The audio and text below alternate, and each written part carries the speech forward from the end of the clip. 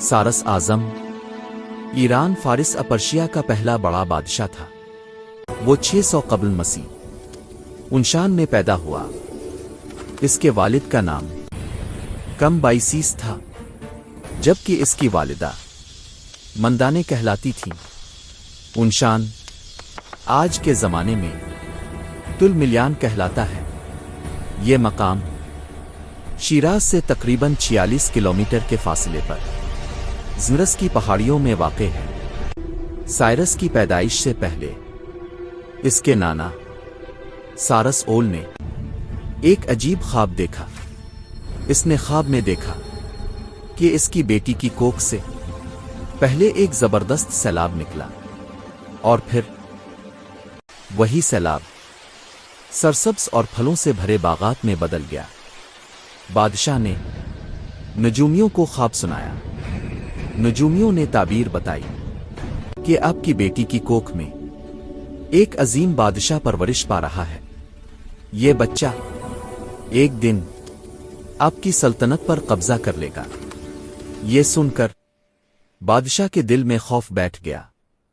Cyrus کا نانا انتہائی سخت مزاج اور ظالم طبیعت کا مالک تھا۔ وہ اپنا اقتدار کسی کے ساتھ بانٹنا نہیں چاہتا تھا۔ چنانچہ اس نے اپنی بیٹی مندانے کو بلایا اور اسے اپنے سب سے قابل اعتماد جنرل ہرپاگسا کے حوالے کر دیا۔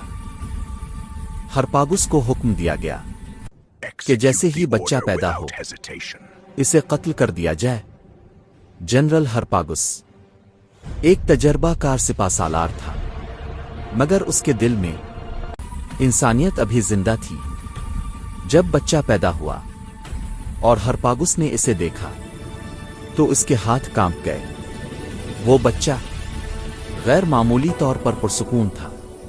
ایسا لگتا تھا جیسے اس کی آنکھوں میں مستقبل کی بادشاہی جھلک رہی ہو۔ ہرپاگس شاہی حکم کی تعمیل نہ کر سکا۔ اس نے بچے کو قتل کرنے کے بجائے ایک اور فیصلہ کیا۔ اس نے بچے کو ایک چرواہے کے حوالے کر دیا۔ چرواہے کا نام متراداتیس تھا اور اس کی بیوی کا نام سپاکو تھا۔ اتفاق سے انہی دنوں چرواہے کا اپنا بچہ فوت ہو چکا تھا۔ سپاکو نے اس نومولود کو گود میں لیا اور اسے اپنا بیٹا بنا لیا۔ یوں سائرس ایک شاہی محل کے بجائے پہاڑوں، چراگاہوں اور عام لوگوں کے درمیان پرورش پانے لگا۔